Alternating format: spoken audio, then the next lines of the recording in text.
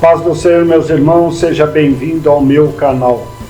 No vídeo de hoje estaremos lecionando a lição de número 4 do terceiro trimestre das lições bíblicas editados pela CPAD.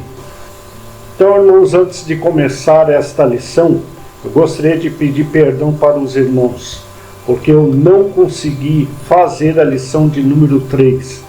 Pois eu estava fazendo um curso em outra cidade, por isso eu fiquei impedido de fazer esta lição. Também eu gostaria de agradecer aos irmãos pelo último vídeo que eu postei. Gostei muito dos irmãos terem comentado, deixado o seu like. Hoje nós vamos falar sobre semeadura nessa lição. Então, cada like que você deixa, você está semeando a palavra de Deus, me ajudando a semear esta palavra. Porque o YouTube, quando vê que você deixa o seu like, ele começa a divulgar mais este vídeo na plataforma. Então, eu te peço já para você deixar o seu like e também comentar, que ajuda muito o nosso canal. E no final de todas as lições, eu estarei orando por você. Então, se você precisar de oração, deixe no seu comentário, que na próxima lição nós estaremos orando por você. Então, vamos à lição. Lição de número 4. O encontro de Ruth com Boaz. Então, os irmãos sabem que nós estamos aí estudando o livro de Ruth. Então, essa lição de número 4 é dividida em 3 tópicos. O primeiro tópico, Boaz, o remidor. O segundo tópico, o carinho de Boaz para com Ruth. O terceiro tópico, a colheita de Ruth e a sua sobrevivência. Então, vamos ao texto áureo. O Senhor galardoe o teu feito, e seja cumprido o teu galardão do Senhor, Deus de Israel, sob cujas asas te viste abrigar. Ruth, capítulo 2, versículo 12.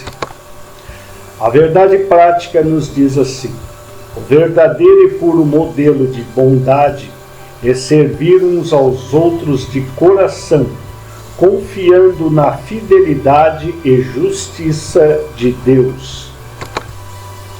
Leitura bíblica em classe se encontra em Ruth, capítulo 2, versículo 1 ao 4, versículo 11, 12 e 14. E tinha Noemi uma parente de seu marido, homem valente e poderoso, da geração de Elimeleque, e era o seu nome Boaz. E Ruth, a moabita, disse a Noemi: deixe-me ir ao campo, e apanharei espigas atrás daquele em cujos olhos eu achar graça. E ela lhe disse: vai, minha filha. Foi, pois, e chegou e apanhava espigas no campo após os segadores. E caiu-lhe em sorte uma parte do campo de Boaz, que era da geração de Elimeleque. Eis que Boaz veio de Belém e disse aos segadores: o Senhor seja convosco. E disseram-lhe eles: o Senhor te abençoe. E respondeu Boaz e disse-lhe: bem, se me contou quanto fizeste a tua sogra, depois da morte do teu marido, e deixasse a teu pai e a tua mãe e a terra aonde nasceste, e vieste para um povo que dantes não conheceste. O Senhor galardoe o teu feito, e seja cumprido o teu galardão do Senhor, Deus de Israel, sob cujas águas te vieste a abrigar. E sendo já hora de comer, disse-lhe Boaz: achega-te aqui, e come do pão, e molha o teu bocado no vinagre. E ela se assentou ao lado dos segadores, e ele lhe deu do trigo tostado, e comeu e se fartou, e ainda lhe sobejou. Então vamos à introdução, irmãos. Na lição anterior, o assunto central foi a amizade entre Noemi e Ruth, sogra e nora. Nesta, um novo personagem entra em cena, Boaz, o parente remidor. Veremos como o Deus da providência recompensa os que se doam a bons relacionamentos. Então, quem era Boaz, o remidor? Ele era um homem próspero. O capítulo 2 de Ruth nos apresenta Boaz, um homem valente e poderoso, da geração de Elimeleque. Os termos valente e poderoso referem-se ao caráter íntegro e à influência de Boaz. Além de seu poder econômico, um grande produtor rural, Boaz tinha plantações de cevada e trigo e muitos trabalhadores a seu serviço. Reunia qualificações e condições para cumprir o papel de remidor. Então, se ele fosse uma pessoa aí que não tivesse condições financeiras, não fosse um líder, uma pessoa honrada, ele não poderia ser um remidor.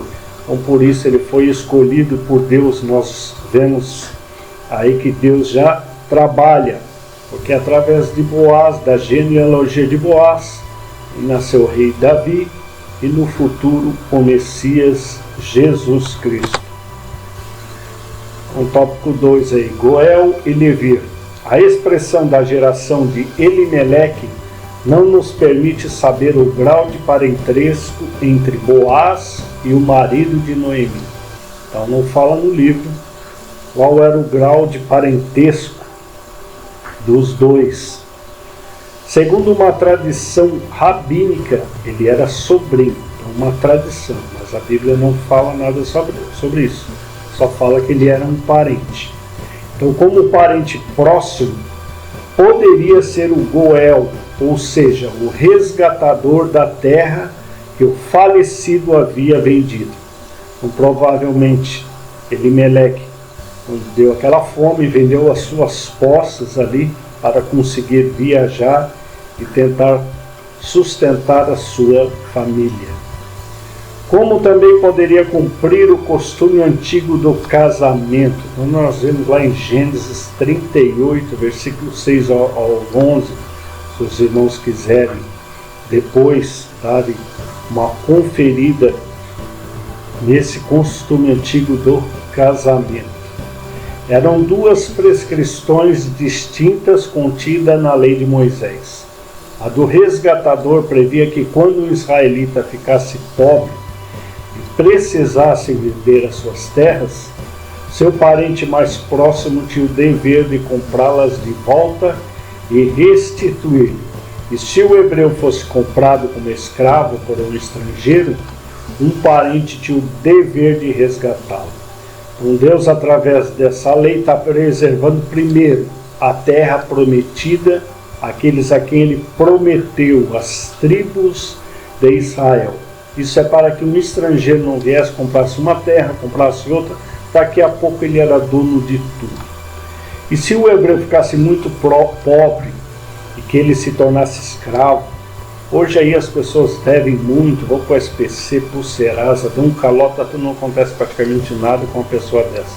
Mas na época não, ele se tornaria escravo, se ele não conseguisse pagar, ou ele ou seus filhos. A gente vê casos que aparece ali no Antigo Testamento, daquela viúva, que o cobrador veio cobrar ali uma dívida e estava levando os seus filhos como escravos. E se não fosse o homem de Deus ali intervir com Deus, Deus fez um milagre, os irmãos lembram bem, aqueles filhos eles teriam sido tomados pela dívida do seu pai.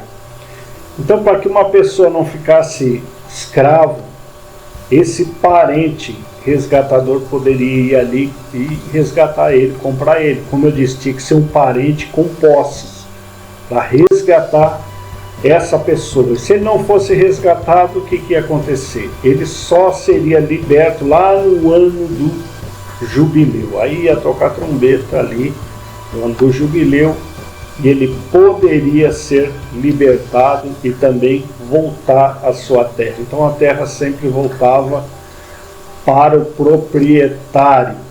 Porque a gente, quando compra uma terra, irmão, não sei se você tem casa, ou um lugar que você mora, um terreno, a gente vai lá e pega a escritura, isso aqui é meu, né? Mas a gente sabe que, depende do governo, a gente pode perder uma terra, só um pedaço de papel. Se você for lá e furar o teu terreno e sair petróleo, eles vêm e tomam tudo, que eles vão dizer o que é teu, é só de cima da terra, e vão te indenizar, e você vai ter que sair. Se passar uma estrada e a estrada for passar pelo teu terreno, você não pode dizer isso aqui é meu, desvia. Não, você vai ser indenizado e vai ter que sair dali. Então as pessoas acham que nós somos donos de alguma coisa. Nós temos ali simplesmente um papel que diz que aquilo ali é nosso, mas a gente sabe a força do Estado. Agora, o próprio Estado não é dono de tudo, porque a Bíblia diz: do Senhor é a terra e a sua plenitude, e todos os que nela habitam. Então a terra, irmão, pode ser a pessoa mais rica do mundo, ela vai morrer, ela não vai levar nada, ela vai deixar aí, e a terra é do Senhor. Então o Senhor é dono de todas as coisas. Então, se a gente for ver a cristologia do livro de Ruth, irmão, é a coisa mais linda, porque o próprio Jesus se compara aqui com Boaz, o parente remidor, né? E a gente vai ver também, não dá para se aprofundar nessa lição, mas é um estudo tremendo, a cristologia do livro de Ruth. Você vai ver o próprio Satanás, que é aquele que escraviza, Jesus, aquele resgatador que vem nos libertar, porque ele tem posses, porque o nosso Senhor é o Deus de todo o ouro e toda a prata. Então, como um parente próximo, ele pode nos resgatar. Mas é um assunto muito profundo. Talvez um dia eu trago aí um estudo sobre a cristologia no livro de Ruth. Então vamos continuar. Já a lei do levirato previa que o irmão do cunhado, levir, se casasse com a viúva e suscitasse descendência ao falecido. Tudo indica que essa prática foi ampliada segundo uma ordem de parentesco mais abrangente, semelhante à do resgatador. No caso de Boaz, havia um remidor mais chegado que ele. Então tinha uma pessoa na frente dele. Quem leu o livro de Ruth já sabe que essa pessoa ali é que tinha preferência de resgatar ali Ruth. Então nós vemos a lei. Qual é a lei? Deuteronômio capítulo 25, versículos 5 ao 10. Quando irmãos morarem juntos e um deles morrer e não tiver filho, então a mulher do falecido não se casará com um homem estranho de fora. Seu cunhado estará com ela e receberá por mulher, e fará a obrigação de cunhado para com ela. E o primogênito que ela lhe der será o seu sucessor do nome do seu irmão falecido, para que o seu nome não se apague em Israel. Porém, se o homem não quiser tomar sua cunhada, esta subirá à porta dos anciãos e dirá: meu cunhado recusa suscitar o seu irmão nome em Israel, não quer cumprir para comigo o dever de cunhado. Então os anciãos de sua cidade o chamarão e com ele falarão, e se ele persistir e disser não quero tomá-la, então sua cunhada se chegará a ele na presença dos anciãos, ele descalçará o sapato do pé, ele cuspirá no rosto e protestará, e dirá: assim se fará o homem que não edificar a casa de seu irmão, e o seu nome se chamará em Israel a casa do descalçado. Então essa é a lei que fala sobre isso. A pessoa ali casou com uma mulher, ele veio a falecer e ele não tinha filhos. Então, para que o nome dele continue, né, o seu irmão deve tomar ali a sua cunhada ali e ter um filho com ela. E o primeiro filho que nascer teria o nome do seu irmão, não o nome dele, o nome do seu irmão, para continuar o nome naquela família e não ser apagado. Então, ponto 3, temor e respeito. A saudação de Boaz a seus empregados demonstra que ele temia Deus. A invocação a Jeová, o Senhor seja convosco, dirigida a todos os segadores, indica também seu respeito aos que com ele trabalhavam. Os empregadores lhe retribuem com uma saudação também amistosa e piedosa. O Senhor te abençoe.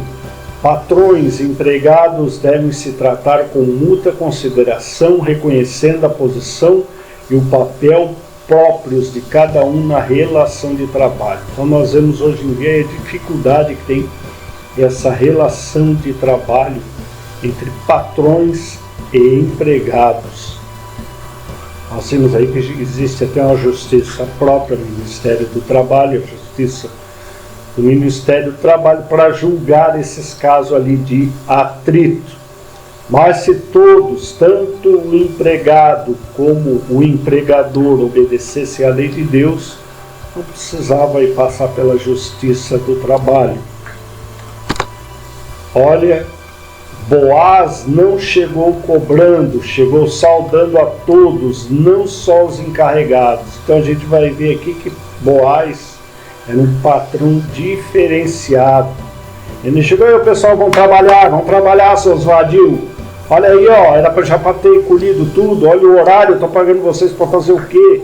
Não veio, né, pegando no pé ali dos empregados, mas ele veio saudando eles, se fosse hoje, saudando eles com a paz do Senhor Jesus Cristo.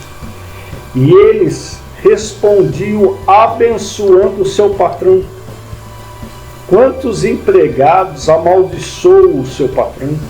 Amaldiçoam o seu gerente, o seu chefe, jogam maldição sobre ele, sobre a empresa. Imagina, ele ganha sustento dali. Quando ele estava desempregado, ele pegou o seu currículo e pedia pelo amor de Deus para trabalhar naquela empresa. Agora que ele trabalha, ele só fala mal daquele lugar e amaldiçoa. Eu trabalhei por vários anos, eu trabalhei em poucos lugares, mas todos os lugares que eu trabalho por muitos anos. Então hoje ninguém é escravo. Se você vai trabalhar num lugar e você vê que não tem condições de trabalho, o salário é pouco, é isso, é aquilo, não adianta ficar murmurando. Ou você vai estudar para conseguir ganhar melhor, ou você vai lá em um contrato, olha, não quero mais, né? Eu já trabalhei em lugar que eu trabalhei um dia. Fui lá, trabalhei, quando eu vi, não, essa aqui não é para mim. Eu não fiquei lá batendo pé, xingando e murmurando. Eu pedi a conta, logo Deus abriu outra porta e fiquei anos naquela outra empresa. A empresa era boa, os supervisores que eu tinha na época também. Mas o dia que eu achei que não era bom, também eu fui lá e pedi a conta. Agora, para que ficar arranjando atrito e amaldiçoando? E tem muitos que dizem cristão ainda pedir para Deus matar o dono da empresa, o gerente. Então, totalmente fora da Bíblia. Agora, o patrão também tem que ser diferente, como diz aqui Colossenses 3:22, que fala sobre os servos. Vós, servos, obedecei em tudo a vosso Senhor segundo a carne, não servindo só na aparência. Porque tem gente que assim, o patrão chega, ele finge que está trabalhando, que está se movimentando, o patrão vira as costas, ele vira aquele vadio que ele era. Como para agradar a homens. Isso, irmão, até na igreja tem gente que vê o pastor e vê, finge que é o santo, é o homem de Deus, da glória a Deus e aleluia. O pastor vira as costas como um murmurador que tem. Então, mas não para agradar homens, mas com simplicidade de coração, temendo a Deus. Deus sonda o nosso coração, irmão. O patrão, né? O patrão a gente consegue enganar, agora a Deus nós não conseguimos enganar. Então, da mesma forma que nós servimos a Deus, nós servimos aos homens também. Eu sempre falava assim, tem gente, irmão, se ele servir aos homens como ele serve a Deus, ele já estava na rua, Deus já tinha mandado ele embora. Só chega atrasado, ele pega a obra, ele faz de qualquer jeito, né? Não é só o sangue. E a obra é a mesma coisa, mas se você não está gostando, vai lá e entrega. Melhor entregar do que deixar a obra definhar. Você vê uma obra que a obra está morrendo, irmão, melhor entregar. Melhor entregar do que deixar a obra de Deus morrer. Porque Deus vai cobrar daquele que está na frente, daquele líder que está ali na frente. Também cobra ali dos patrões, Colossenses 4:1.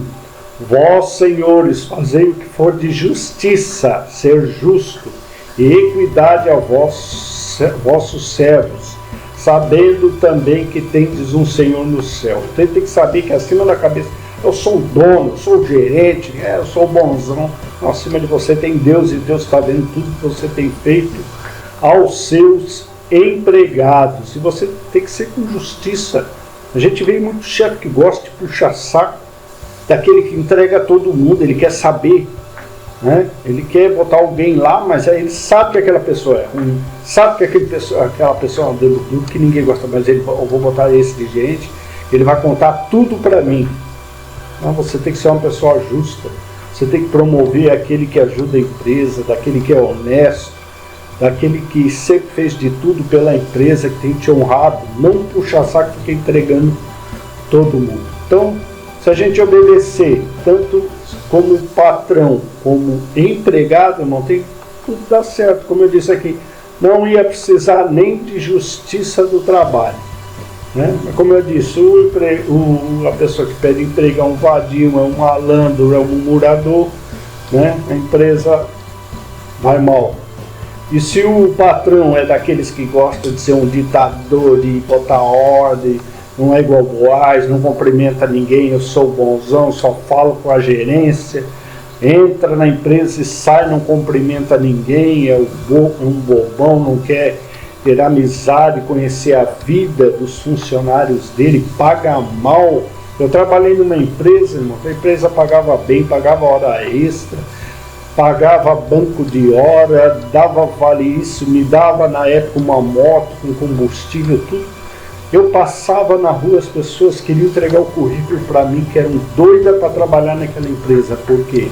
Porque aquela empresa tinha fama de boa pagadora, que pagava bem, que tratava bem os funcionários, todo final de ano dava presente aos funcionários,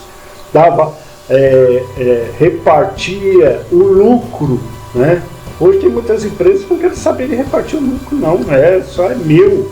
Vai lá e paga um salário de fome pro funcionário, se não quer, pede a conta, vai embora.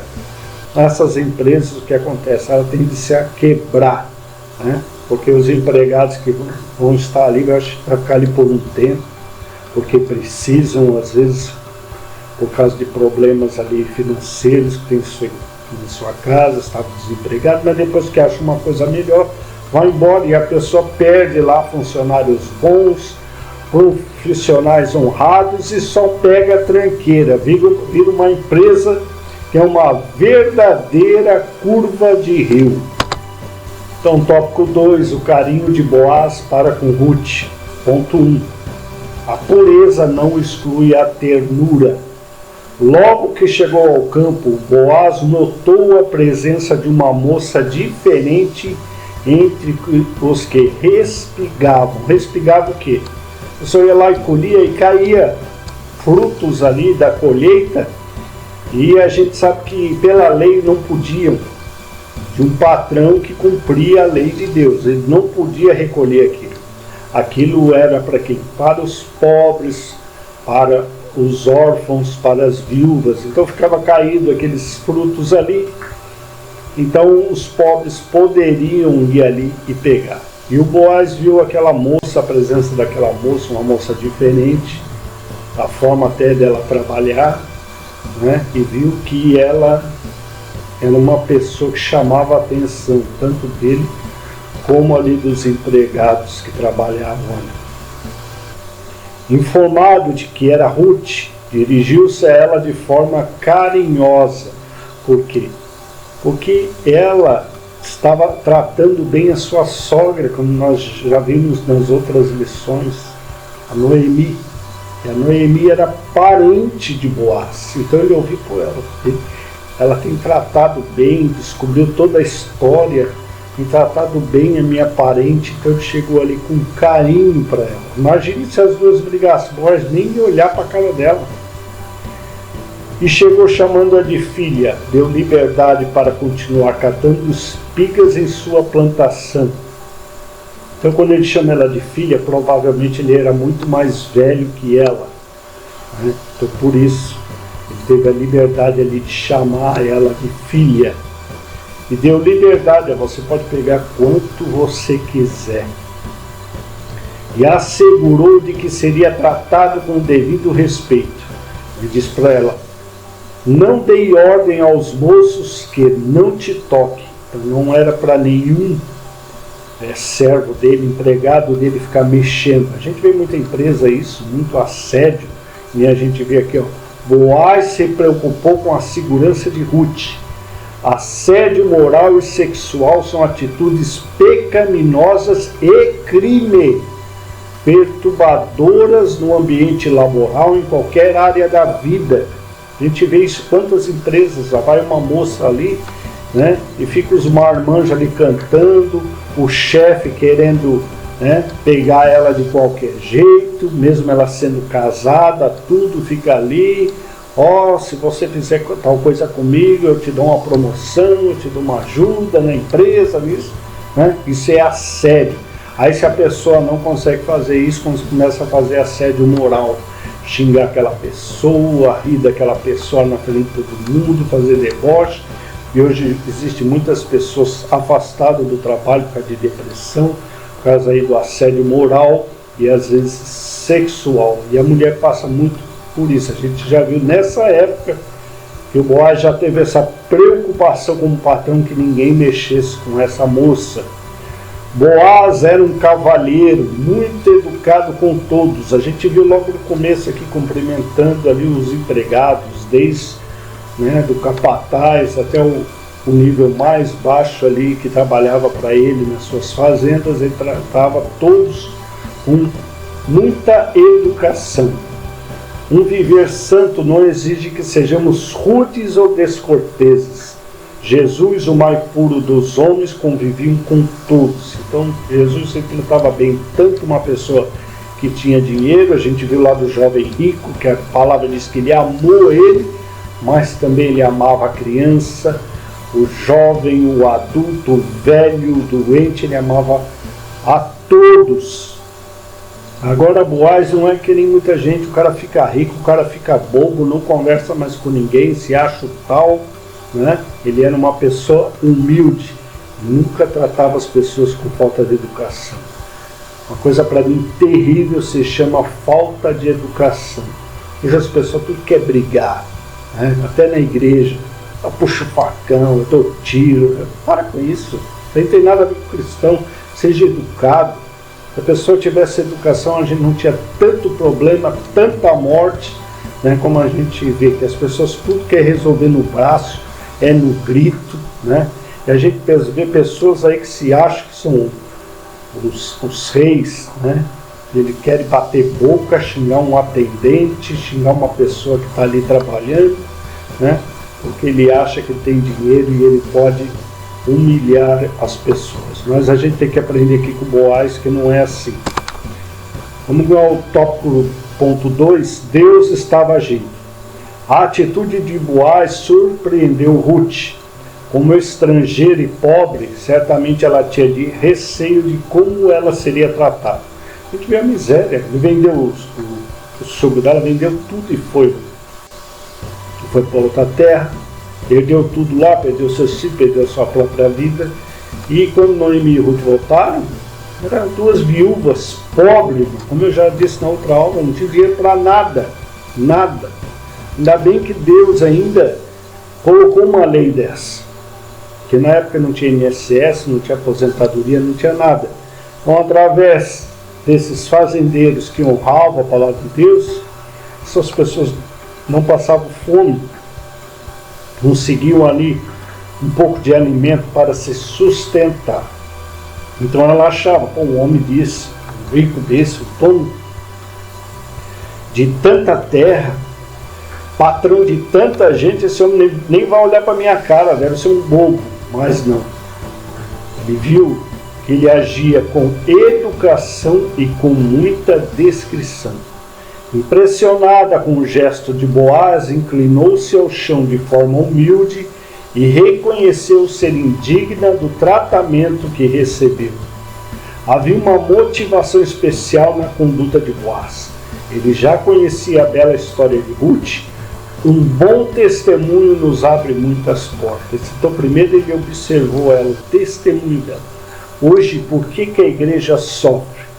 Por causa dos testemunhos das pessoas. Ele era o patrão. Ela nem era empregada dele. Mas ele podia proibir ela de pegar aqueles frutos que estavam ali.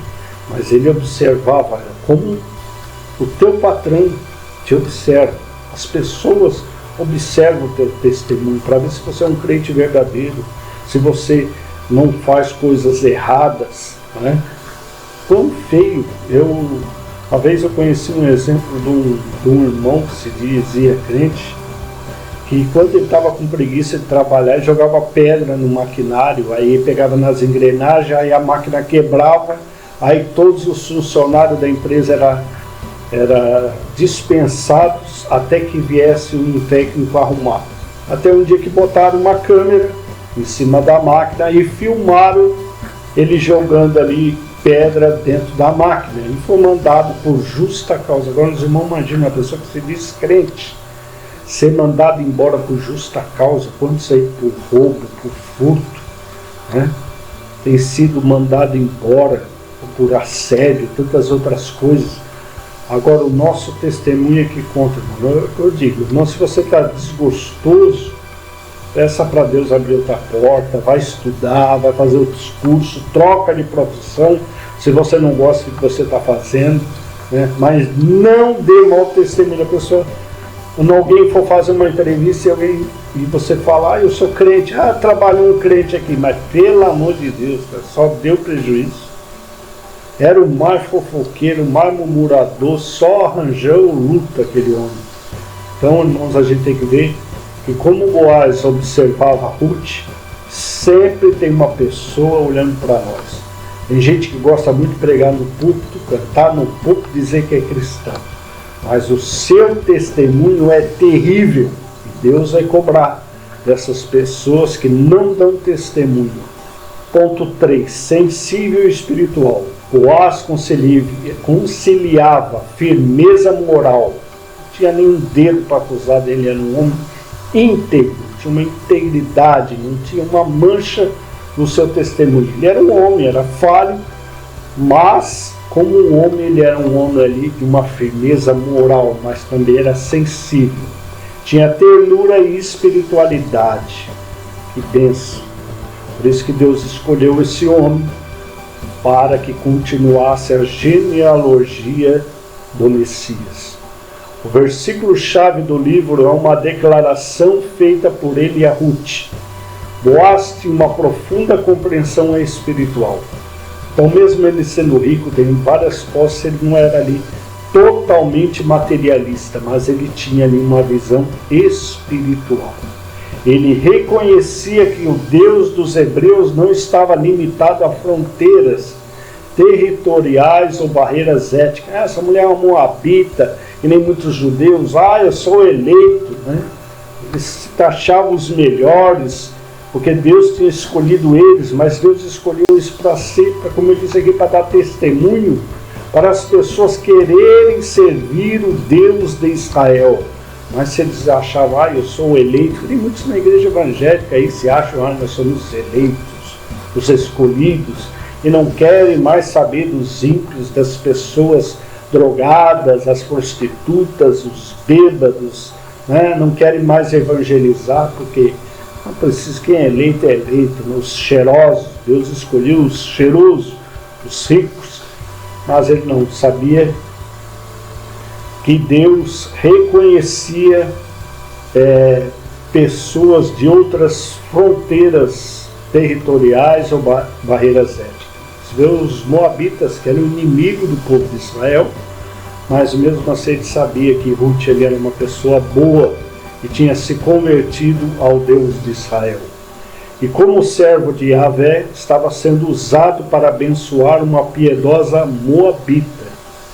Suas palavras tocaram profundamente o coração de Ruth e lhe deram um grande conforto.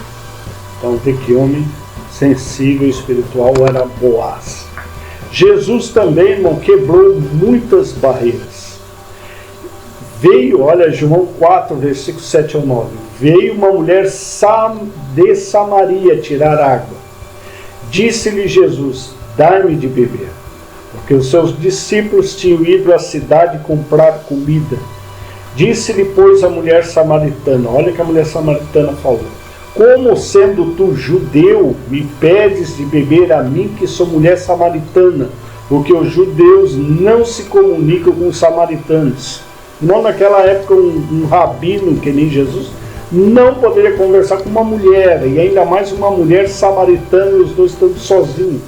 Tanto que quando os discípulos chegaram, eles se escandalizaram com Jesus. Meu Deus, ele está conversando com uma mulher aqui, ó, sozinho, né? E ainda uma samaritana, né?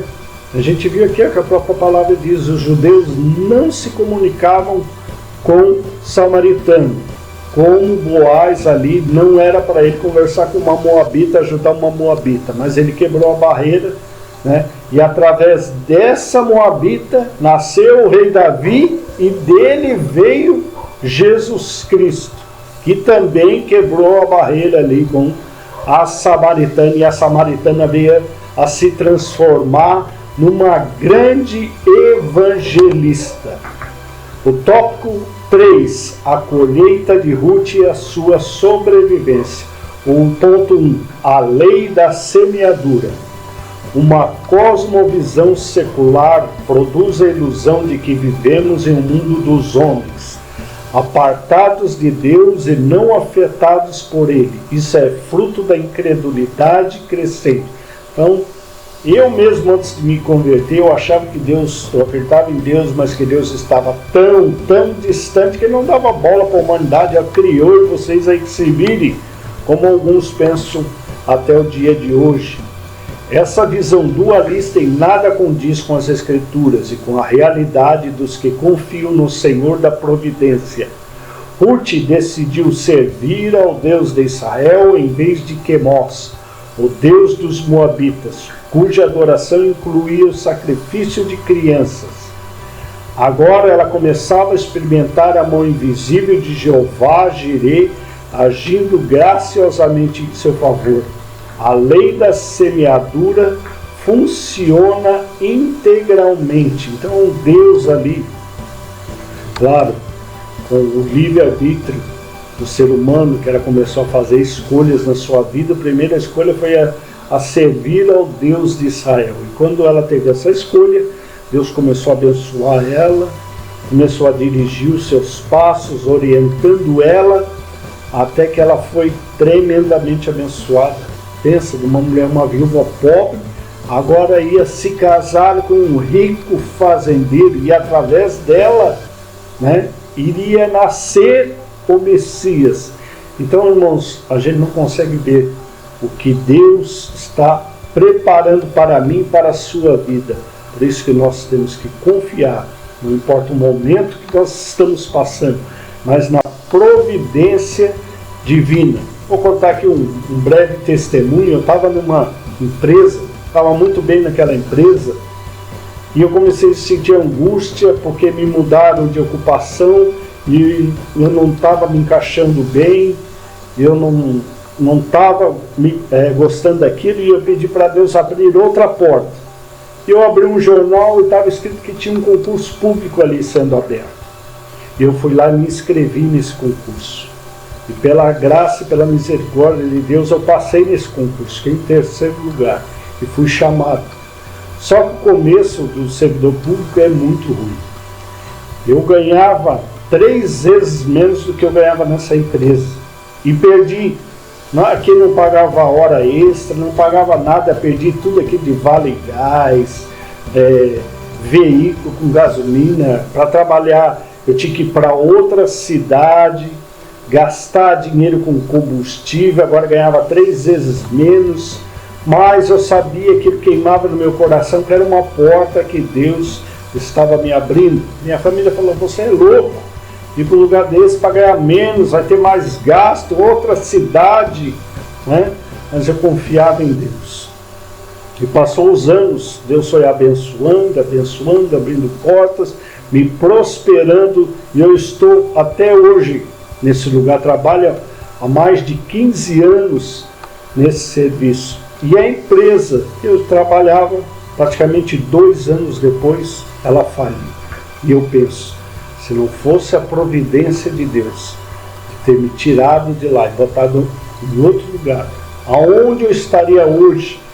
Como seria a minha vida hoje? Será que eu estaria próspero? Então, graças a Deus, Deus me orientou e eu ouvi o chamado de Deus. Deus colocou no meu coração de prestar aquele concurso, de sair daquela empresa, mesmo com pessoas dizendo que não era para mim fazer, que era loucura, mas eu sabia que era Deus ali trabalhando na minha vida e me guiando. Então, irmão, é a lei da semeadura. Eu semeei, confiei que Deus ia me guardar, ia me ajudar, e louvado seja Deus por isso. Então confie em Deus, mesmo no momento difícil que você está passando. Peça direcionamento, orientação, que Ele vai mostrar o caminho correto que você deverá passar. E depois que você passar, você vai glorificar a Deus e saber o quanto foi bom esperar com paciência no Senhor e ver a mão dele com providência sobre a sua vida. O ponto 2, os acasos de Deus. O primeiro sinal de ação de Deus foi a escolha aparentemente aleatória que Ruth fez indo apanhar espigas no campo de Boaz. Parece aleatório. Ela podia ter parado em tanto sítio, tanta chácara, tanto fazenda, mas ela caiu ali. Parece sorte. Tem gente que diz: pô, mas o que aconteceu na sua vida? Foi sorte. Na sorte é Deus guiando a nossa vida, como fez com Ruth. Para ela era apenas uma casualidade, quando na verdade era um inequívoco ato da providência divina. Deus já sabia de tudo, só foi guiando, né? Ela, sem saber, Deus foi ali mostrando, abrindo uma porta, mostrando o caminho que ela deveria andar. Deus tem o controle de tudo e age em favor dos que o amam. Romanos 8:28. Então, Deus conhece tudo, conhece a minha vida e conhece a sua vida. Ele sabe o que é melhor para ti, como sabe o que é melhor para mim. Quando Ruth retornou para casa e contou onde havia trabalhado, Noemi não escondeu sua exultação. Claro, sabe, o meu parente, é Deus trabalhando. A pessoa espiritual, irmão, ele sabe, ele começa a ver os sinais de Deus. E Noemi começou a ver os sinais de Deus, sabendo que Deus estava trabalhando a favor das duas. Então ela se alegrou no Espírito Santo. Como é bom, irmão, se alegrar, glorificar a Deus no Espírito Santo. Tem tanta gente hoje seca, que não sente mais nada. Mas como é bom, como Noemi, ele não escondeu a sua exultação, a sua alegria. Uma esperança brotou no coração da pobre viúva. Para ela era apenas uma casualidade, quando na verdade era um inequívoco ato da providência divina. Deus tem o controle de tudo e age em favor dos que o amam. Tópico 3, o ponto 3, o resultado da colheita. Alguns frutos de nossas ações são colhidos de imediato.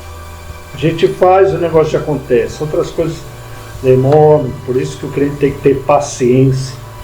Nós estamos na geração do micro-ondas, apertou um botão e já acontece, mas com Deus não é assim. Às vezes Ele nos prova para ver se a gente verdadeiramente está servindo a Ele de coração. Outros levam tempo para aparecer. Pela forma graciosa como era tratada, Ruth colhia cereais em abundância diariamente no campo de Boaz. Como ela teve liberdade, ela pegava bastante coisas para ela, para sua sogra, e talvez até vendia ali para o seu sustento. A colheita garantia sua sobrevivência de sua sogra. O trabalho árduo durou toda a estação. Entre março e abril, colheu cevada, e de abril a junho, trigo. Concluído o trabalho, ficou com a sogra. Uma colheita ainda maior seria feita por ela em tempo oportuno. Nosso Deus trabalha por aqueles que nele esperam. Tem gente que se ouvir isso vai ficar deitado no sofá. Eu sou missionário agora eu vou esperar Deus me sustentar. Pega uma malinha, uma Bíblia de estudo, acha que é pregador e que os irmãos têm que ficar pagando a conta dele. Vai trabalhar, seu Rod. Quantos irmãos estão acordando cedo, acorda 10, 11 horas e quer ser sustentado pelo povo de Deus, reclama que o povo de Deus não te dá oferta, vai se converter. Quantos malandros nós temos no nosso meio, quantos vadios. Agora não conhece a história protestante. O protestante sempre ensinou isso, desde lá de Lutero para frente, que o crente ele tinha que trabalhar para não ser um miserável, né? E a gente vê que os protestantes eles cresceram muito, os evangélicos muito, mas trabalhando, né? Tem hora extra, eu vou fazer hora extra, eu vou fazer isso, eu vou fazer aquilo para construir minha casa, para construir isso. Não, isso não é pecado, né? Deus deu trabalho, o trabalho é árduo, é difícil, né? Mas Deus nos abençoa. Essa mulher aqui, ela trabalhou, né? Boaz viu ela trabalhando e abençoou mais ela ainda. Então sempre tem alguém te vendo, né? O teu patrão ali está te vendo o seu esforço. E é uma colheita, você uma hora você vai colher tudo aquilo que você está plantando. Então o nosso Deus trabalha por aqueles que nele esperam, aqueles que acordam cedo, vão trabalhar, não fica na preguiça, né? Não querem saber de nada, querem saber só de ficar ali recebendo, querem, às vezes tem inveja do irmão que é abençoado, que tem isso, que tem aquilo, mas ele não sabe o trabalho, o esforço que aquele irmão tem. Ainda diz, esse irmão aparece no culto, né? Mas quando o irmão aparece com um carro bom, com uma casa boa, com isso, com aquilo, ele murmura. Mas o malandrão não trabalha. O malandrão só trabalha para comer. Está comendo, trabalho hoje, faz um bico hoje, como. Amanhã eu faço outro bico, só vive de bico. Parece passarinho, só vive de bico, né? Vai se converter, vai trabalhar, né? Quer ser patrão. Ela aqui, ó, a gente vai ver a história dela, da Ruth. Ela nem empregado era. E olha como Deus abençoou ela. Mas por quê? Porque ela trabalhava, ela foi vista pelo seu trabalho. Ruth, olha aqui, ó, Ruth não sabia, mas estava trabalhando na sua futura terra. Olha que bênção, mas ela estava ali se matando e colhendo lá, e Boaz olhando, né, e ela cuidando daquela terra, e ela não imaginava que Deus estava preparando aquela terra para ela. Quantas vezes você murmura, você fala daquele lugar onde Deus te colocou, e é aquele lugar que Deus está preparando às vezes para te dar. Eu me lembro de uma ilustração uma vez que eu ouvi de um irmão que ele trabalhava em construir casas. Ele construiu várias casas, e no último mês o patrão chamou ele e disse assim, ó, eu tenho uma última missão para você, eu queria que você construísse uma casa para uma pessoa muito importante. Ele disse, mas eu já estou aposentado, escolhe um guri novo aí, falta um mês só.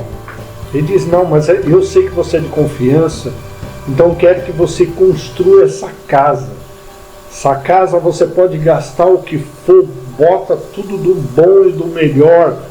É um cliente muito especial, então eu só quero te pedir esse favor. Aí esse empregado muito contrariado, que faltava um mês para sua aposentadoria, foi lá e começou a construir aquela casa. fez um fundamento muito mal, botou as paredes muito mal colocadas, a porta, escolheu os piores materiais, fez as piores pinturas, as piores misturas, um telhado horrível, tudo desnivelado, horrível a casa. E quando ele acabou de construir, ele foi lá e foi logo para o patrão: a casa está pronta. Aí ele disse assim: eu quero te agradecer por todo esse tempo que você trabalhou aqui na minha empresa, fazendo casas maravilhosas, eu vim me prosperar por causa disso. Então, como presente, ele pegou uma chave e deu para ele, disse: essa chave é daquela casa que você construiu agora. Então, é um presente meu para você. A melhor casa que você já construiu é sua, como um ato de bondade de tudo que você fez por mim. E aquele homem pegou aquela chave envergonhado. Ele falou: meu Deus, eu poderia ter feito a melhor casa que eu já tinha construído, mas a última casa, que era minha e eu não sabia, eu fiz ela mal feita, mal planejada, e agora ela é minha. Agora Ruth não sabia que aquela terra que ela estava colhendo, Deus estava preparando para ela. E você pode estar em cima da bênção, e você pisando, você amaldiçoando. Aí quando você vai receber aquela bênção, está toda destruída, porque você não soube cuidar dela. Então, irmão, confie em Deus. Confie na provisão de Deus, que Ele tem o melhor para aqueles que o amam. Então, concluindo essa lição, a atitude de fé de Ruth estava sendo recompensada. Sua prontidão em cuidar da sogra levou-a a encontrar conforto e proteção naquele que seria o resgatador de toda a família e que incluiria na genealogia do Redentor da humanidade. O Deus de Ruth é o nosso Deus. Ele continua agindo por aqueles que decidem se abrigar debaixo de suas asas. Confiar nele e viver fazendo o que lhe agrada é o meio infalível de alcançar sua misericórdia e favor. Então, irmão, quero te agradecer por assistir a mais essa aula. Não esqueça de deixar o seu like, que nos ajuda a compartilhar esse vídeo para mais pessoas. Se você precisa de oração, comente aqui embaixo, coloque o seu pedido, que na próxima lição nós estaremos orando por você. Eu gostaria de fazer uma oração nesse momento para finalizar essa lição. Senhor, nosso Deus e nosso Pai, Senhor, eu te louvo, eu te agradeço, Senhor, pela oportunidade de mais uma vez estarmos aqui aprendendo a sua palavra. Que essa palavra venha fazer morada em nosso coração, Senhor. Que essa palavra, Senhor, venha nos dar conforto. Nós venhamos mais confiar nas providências divinas, que o Senhor está no controle de todas as coisas, e que o Senhor nos guarda porque o Senhor nos ama. Abençoa, Senhor, essa pessoa que está me ouvindo. O Senhor sabe o problema, a necessidade. Que essa palavra venha fazer efeito na sua vida. Abençoa ela e sua família. É isso que eu te peço e te agradeço em nome de Jesus. Amém. Que Deus te abençoe e abençoe os seus estudos. E até a próxima aula, em nome de Jesus. Amém.